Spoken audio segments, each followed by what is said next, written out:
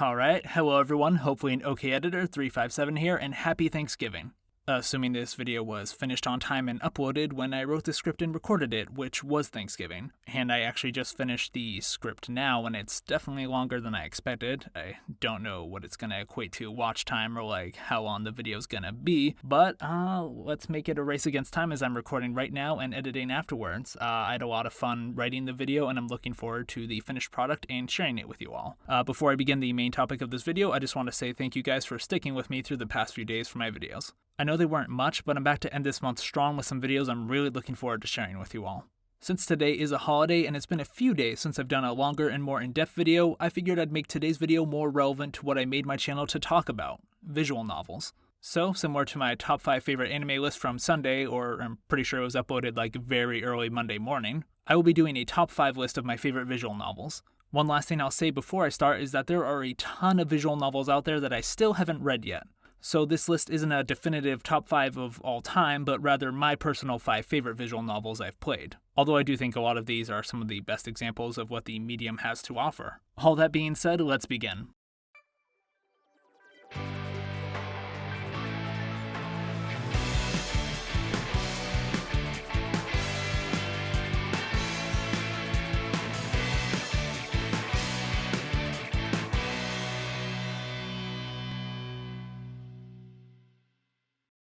Number 5, the Fault Milestone series. Since it's been a quick minute since I've played these and I don't want to awkwardly try to explain the plot, here's the synopsis taken from the Visual Novel Database. Also, per usual, I apologize for butchering the pronunciation of any names or anything else in this video. This is the story of a princess named Selphine and her royal guard Ritona. While attempting to make an escape from a brutal assault that's devastated their homeland of... I'm just gonna put that on text, but I might as well try to say it once. Rugzenhide? I'm so sorry for that. Like I said, the text is there. You guys are much smarter than me, so you can figure out how that's supposed to be said. The two mysteriously teleport to an unknown forest surrounded by vegetation not native to the surroundings of that place.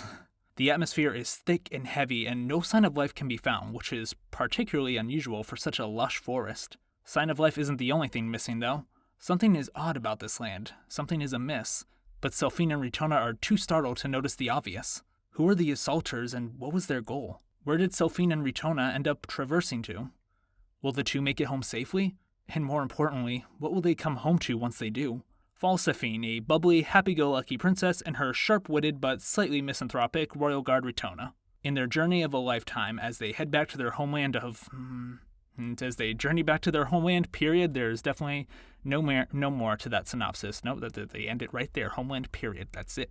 I mean it. Trust me. This visual novel's strongest point to me is its world building and setup. The first two games, which are the only ones out right now, feel like introductions to the world of Fault, as well as taking on the task of setting up the overarching themes, antagonists, and goals for the main characters to achieve for the entire series. And despite that, they're great self-contained stories that, beside a huge cliffhanger from Milestone 2 side above, should leave you satisfied until the next installment comes out. The world is so interesting, the characters are immediately likable and fun to watch, and the individual stories contained in the two games really are something else. The ending to Milestone 2 side above left me feeling conflicted emotionally. I've seen very few visual novels or stories in general end that type of story in the way that they did. And because of that, it really left me speechless. Sorry, I know I'm being super vague, but I want you to go into these stories knowing as little as possible, so that way the twists and turns of every story can really throw you for a loop. The art is really high quality, and it's got an atmospheric soundtrack that fits the world and story of Fault perfectly. There's not a ton of action yet, but the characters and interesting world building will suck you in immediately and keep you invested in the story, even if the thing happening currently is something as mundane as shopping for clothes. So basically, if you like great world building and setup for what you know is going to be a long story that will probably go through all sorts of emotional twists and turns along the way, I'd recommend the Fault Milestone visual novels. Now, if only Milestone 2 side below or Silence the Pendant would come out. On to number 4. Number 4, Lucid 9. Now, I actually talked about this visual novel and why I liked it a bit in my video where I discuss 5 free visual novels that are good for beginners. So I don't want to say I'm going to pull a lazy and take that clip from the video and put it in here, but I'm going to pull a lazy and take that clip from the video and put it in here. Quick, look behind you. There's definitely not a fade to black transition happening on the screen leading to that particular clip. First up, Lucid 9. Here's the synopsis taken from the visual novel database. Yama Ishimoto, a cynical high school student in 2018 Japan, would like nothing more than to keep his life free of school drama and hard choices. However, he's forced to face his circumstances when an eccentric detective blazes into his life, alerting him of a string of brutal murders at his school. Now, as Yama furthers his investigation, he must dig through secrets of the city, bringing him and his friends closer and closer to danger in the process. Every step leads Yama to the most unexpected and terrifying culprit. This visual novel is amazing, and unlike a lot of other free visual novels which have noticeable budget constraints, this could totally pass for a visual novel that costs at least $5, but I'd be willing to pay $10 or $15 for it. The mystery is so well done, as well as the tense atmosphere for the more intense scenes, and this is one of the first visual novels that really gripped me. Like when the main character was panicking, I was panicking. I genuinely cared what happened to these characters.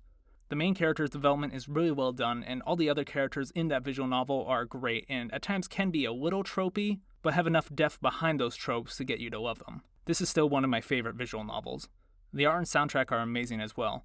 Only downside is the story does end on a cliffhanger. And while we have gotten a prologue to the next installment, I believe, there is still no sequel and continuation yet. I believe the team are hard at work on it. They do this all for free and in their spare time, so I know when the sequel comes out, it's going to be an amazing time put forth by people who really care and have a love for storytelling and visual novels. Basically, you want a great murder mystery with interesting characters that's free, only downside being an unresolved as of now cliffhanger? Check out Lucid 9. On to number 3. Number 3, Konan. Once again, it's been a little while, and to avoid me awkwardly trying to explain it, here's the synopsis taken from Steam. Okazaki Tomoya is a third-year high school student at... Here we go again. I'm going to try to say it right the first time, but I'll just put it on the screen. Hikarizaka Private High School, leading a life full of resentment. His mother passed away in a car accident when he was young, leading his father, Naoki, to resort to alcohol and gambling to cope. This resulted in constant fights between the two until Naoki dislocated Tomoya's shoulder. Unable to play on his basketball team, Tomoya began to distance himself from other people. Ever since, he has had a distant relationship with his father, naturally becoming a delinquent over time. While on a walk to school, Toyoma meets a strange girl named Furukawa Nagisa, questioning if she likes the school at all. He finds himself helping her, and as time goes by, Tomoya finds his life heading towards a new direction. Konan, along with my number 1 pick, are the visual novels that got me the most emotional while reading them. This is a long visual novel, and throughout the different routes you'll be interacting with a variety of characters that all come with their own emotional struggles, backstories, and effects on Tomoya. While during my first playthrough there were some characters I wasn't fond of, I ended up coming to appreciate their contribution to the story or their reasons for being the way they are. Each route has its own unique tale that will emotionally impact you, and Tomoya's character growth through them all, but especially the true routes, is amazing to watch. And this visual novel will have you crying both good old regular sad tears and tears of happiness. Also, Afterstory is romance at its finest. Konan really knows how to set up a satisfying romance and show us the couple afterwards without having it seem like useless fluff or pandering. Although at that point you're so attached to these characters that you wouldn't care even if it was. I wasn't a fan of the slice of life or romance genre before Konan, but through its many routes, each great for their own unique reasons, and the amazing writing of Tomoya's character and growth, I've come to appreciate those genres. Also, the slice of life sections at the beginning is a great introduction to the characters and story, and has some really funny moments, maybe some of the funniest out of the visual novels I've read. On to number 2. Steins Gate. Thankfully, this one is always pretty fresh in my mind, so I can just quickly summarize the plot in my own words. Self-proclaimed mad scientist who's definitely not just a college student, Okabe, who prefers to go by the name Hoin Kiyoma, and his ragtag group of lab members somehow managed to create a time machine of sorts. They're able to send texts to the past, and maybe with some tinkering, more than just texts. Also, I feel like it's worth mentioning, and spoilers for the first hour of the story, but I feel like I should mention it since it adds to the mystery and intrigue of the story. At the beginning of the story, Okabe runs into Makise Kurisu, a genius at the young age of 18, and shortly afterwards finds her dead in a pool of her own blood. Later that day, however, he finds her alive and well, and she even joins his friend group as the story progresses. Steins Gate is the perfect example of how to do setup right and how to deliver on that setup. Also, it's one of, if not the best time travel story ever, at least it's the best I've ever seen. The first half of the story gives you time to meet the characters, learn about them, get attached to them, and show the building of the time machine, as well as setting up a tense atmosphere at times, foreshadowing the later half of the story. Then the midway point happens and the story takes a huge turn in tone. The story of college-age kids messing around and building a functioning time machine turns into a story of misery and taking away newfound happiness, as Okabe and the others deal with the repercussions of making something that in the wrong hands can be the most dangerous weapon known to man. The characters are all quirky and great in their own ways, and each get their time to shine not only in the relatively lighthearted first half, but also in the intense and drama-filled second half. Everything comes together perfectly in the end, and the story will have you reeling with its plot twists and revelations on more than one occasion, and the ending is very satisfying. The art style is unique, the soundtrack very fitting for the emotional sci-fi atmosphere, and overall, it's an experience I genuinely don't think you'll ever forget. It's one of my favorite stories of all time, and I can't thank my friend who convinced me to play it enough for that. All the reasons I just stated beforehand is why Steins Gate is my second favorite visual novel of all time. On to number 1. Psst, quick honorable mention, Ji Senju no Mao, The Devil on G-String is a really great thriller story that keeps you engaged with a morally ambiguous main character, great cast, most of whom get their own roots in addition to the true root, a stellar soundtrack which consists of a lot of remixed classical music which fits the story so well, and an intense game of cat and mouse which will lead you to an ending that will have you feeling emotionally conflicted. I didn't know it was possible to be so happy and yet so sad at the same time while reading a story. Only downside is the main plot twist I don't mind, but I think could have been incorporated into the story way better. Drags it down. Not nearly enough to ruin my enjoyment of the story, but objectively speaking, it wasn't handled very well. Like, I like the idea, but they needed to handle it much better. Also, all of Ibrahim's visual novels are really great for their own reason, and I recommend at least playing her free one, Lin, which aside from an abrupt ending is a great 1-hour psychological horror story that may hit a little too close to home. Okay, on to number 1, bye! Number 1, Unecho When They Cry.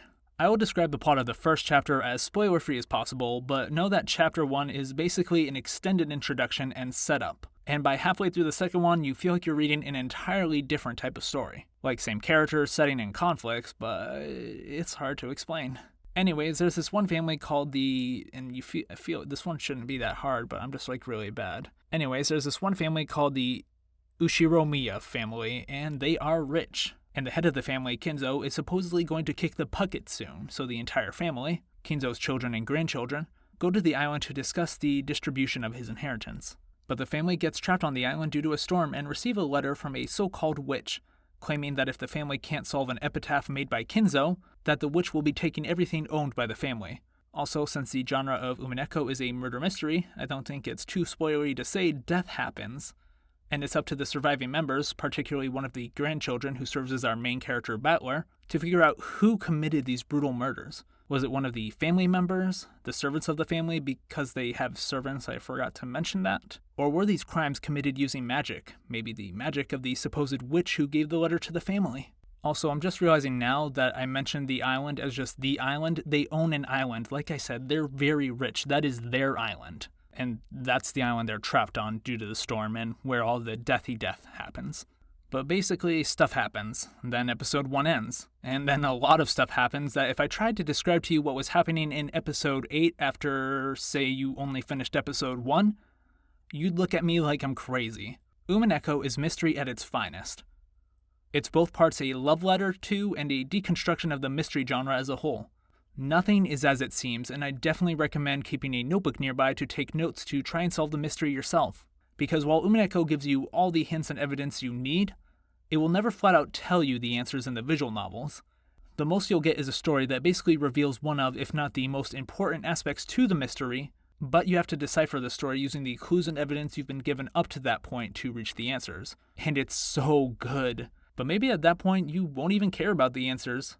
This story somehow manages to be a mystery that will at one point make you care about anything but the who and how. Ryukishi 7 takes everything that made Higurashi When They Cry great, which, by the way, you should also read, and I'd recommend reading it before Unecho When They Cry for certain reasons, and improves upon it all, and fixes what is, in my opinion, the biggest issue with Higurashi. Oh boy, what else can I say? One day I do want to make like a 1 hour long analysis of Unecho, because believe me, this short synopsis isn't doing it nearly enough justice. Even if mystery isn't your thing, it has something for everyone. It has romance, it has epic fight scenes, it's got amazingly written characters that you will probably completely change your opinions on by the end of the story, one of the best endings I've ever seen, an amazing soundtrack that I listen to on a weekly basis. It really has everything. There is one aspect to the mystery that I think can be a little unfair or at least difficult to solve for English readers, but I was never super invested in that part anyways, and I found it as more of a gateway to lead to things happening in the story.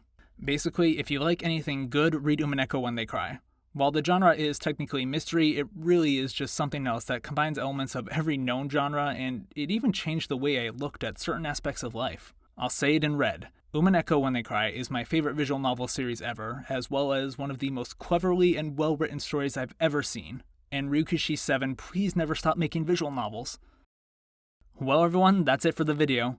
I know like my top 5 anime list video, a lot of these visual novels are well known, so it's not necessarily a surprise they ended up on this list, but I still enjoy talking about why these visual novels specifically are my favorite. And there's a reason they're so well known. They're good. 5 isn't a big number, and there's so many great examples of what the visual novel genre has to offer. And I hope to one day make a longer list including these examples, as well as getting a chance to talk about some more underrated visual novels. Please tell me in the comments below what you thought of this video, and what's your favorite or top 5 favorite visual novels. I'm always interested in hearing everyone's favorites since there's so much out there the genre has to offer. And I'm sure that while I have been reading them for 5 years now, I've barely touched the surface compared to the grand scheme of just how many are out there. Thank you everyone for watching, and see you guys in the next video, which will be tomorrow since it's Non-Stop November.